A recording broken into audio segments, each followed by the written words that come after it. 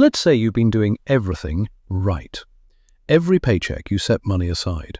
You don't blow it on nonsense, you don't touch it, and after a couple years you check your account and there's $15,000 sitting there. Feels great, right? Then you actually look at the interest you earned this year. $80 on 15 grand. And that's the moment a lot of people start asking the same question. If saving is supposed to build wealth, why does it feel like my money isn't doing anything? Here's the honest answer. Saving was never supposed to build your wealth. It was supposed to protect you while you figured out the next step. And that next step is investing.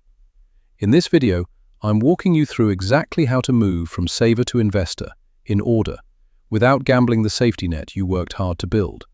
I'm Master K, and if you've got money sitting in a savings account wondering what to do with it, this one's for you. Stick around and subscribe if it's helpful. Let's deal with the math first, because numbers convince people faster than opinions do. $15,000 in a savings account, earning 1%, gets you $150 after a year. Put that same $15,000 in the stock market, and using the historical long-term average of the S&P 500, which is close to 10% a year, you'd end the year with roughly $16,500. Already a big gap. Now stretch that out. After 20 years, that savings account, still compounding at 1%, grows to about $18,300. The invested version, compounding at 10%, grows to just over $100,000.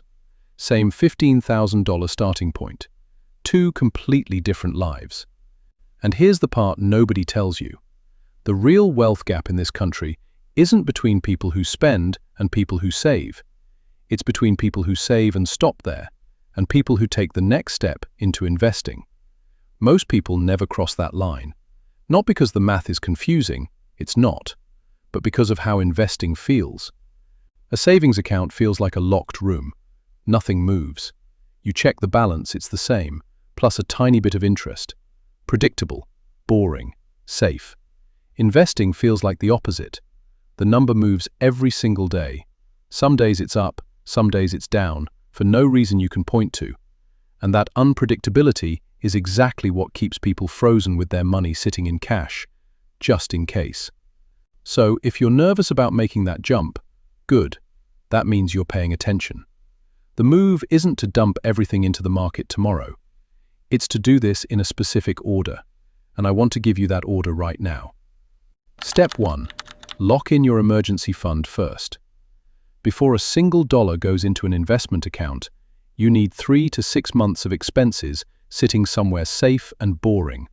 A regular savings account or a high-yield savings account is fine.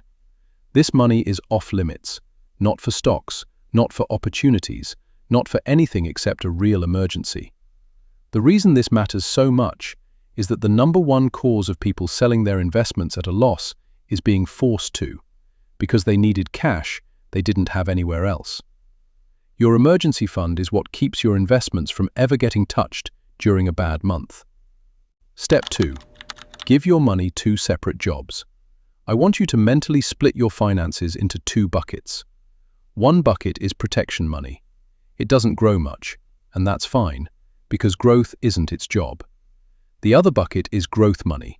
It's allowed to go up and down because time is on its side. Once you separate these in your head, watching the market dip stops feeling like an emergency, because you already know your protection money was never in there to begin with. Step 3.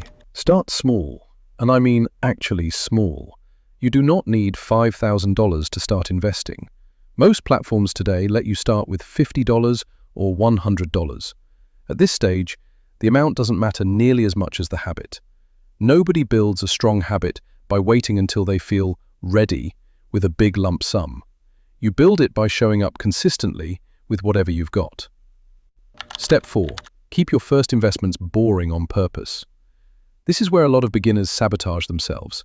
They open an account and immediately want to pick the next big stock, or jump into options, or chase whatever's trending that week. Skip all of that in the beginning.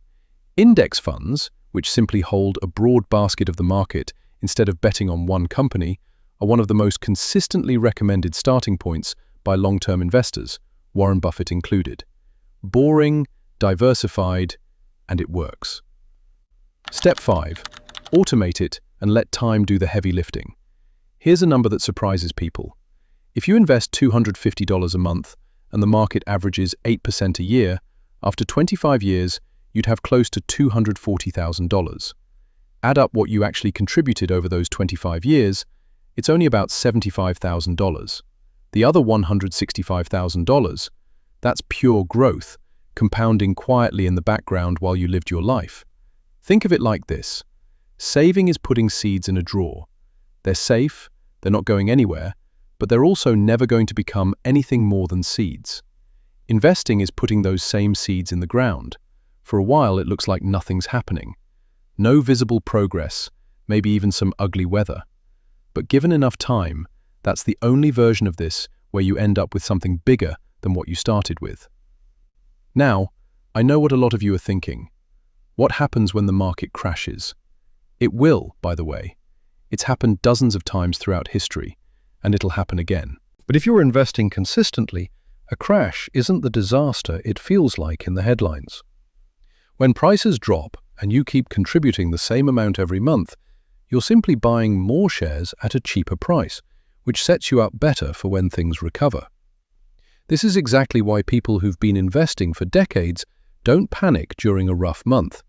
They're not thinking about today, they're thinking about the next 20 years. So here's the order, one more time. Build your 3 to 6 month emergency fund. Separate your money into protection and growth.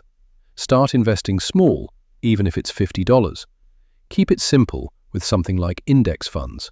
And automate it so consistency does the work instead of you having to think about it every day. Saving keeps you safe. Investing is what actually moves you forward. And the moment you stop treating those as the same thing is the moment your money starts working harder than you do. If this helped, hit subscribe here on Master K and let me know in the comments, are you still in the saving stage or have you already made the jump into investing?